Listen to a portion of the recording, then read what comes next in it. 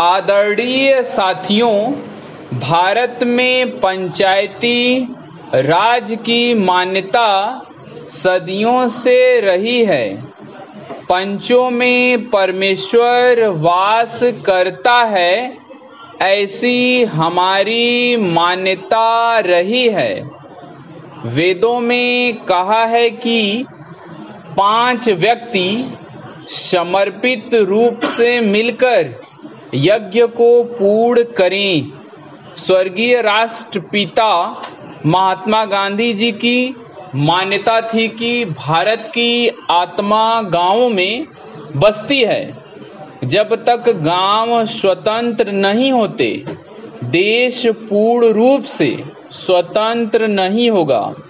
गांधी जी के अनुसार सच्चे लोकतंत्र का परिचालन केंद्र में बैठे 20 व्यक्तियों द्वारा नहीं कराया जा सकता है।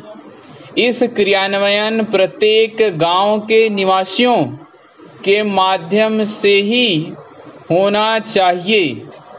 उनके अनुसार जन समर्थन प्राप्त पंचायतों को कोई भी कानूनी कार्य करने से नहीं रोक सकता। गांवों का प्रत्येक समूह या उस समूह के सदस्य अपनी पंचायत बना सकते हैं, चाहे भारत के अन्य गांवों में पंचायतें हों अथवा नहीं हों। गांधी जी की यह मान्यता थी कि हर अधिकार कर्तव्य से ही मिलता है। ऐसे अधिकारों से कोई भी वंचित नहीं रह सकता। पंचायत लोगों की सेवा करने के लिए है तथा भारत का हर लोकतंत्र इकाई गांव ही है।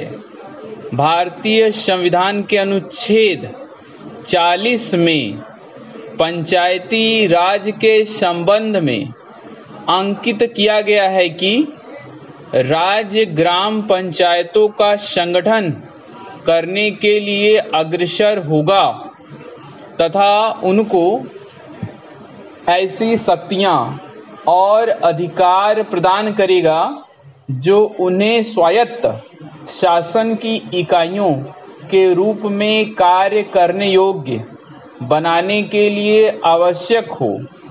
इस उद्देश्य से प्रेरित होकर भारत सरकार ने पंचायती राज व्यवस्था को सुदृढ़ करने के लिए समय समय पर कदम उठाए हैं।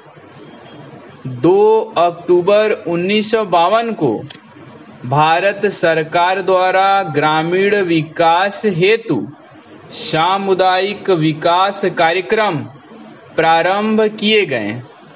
इसके अधीन स्थानीय विकास हेतु सरकार द्वारा विकास खंडों को अनुदान राशि दी गई।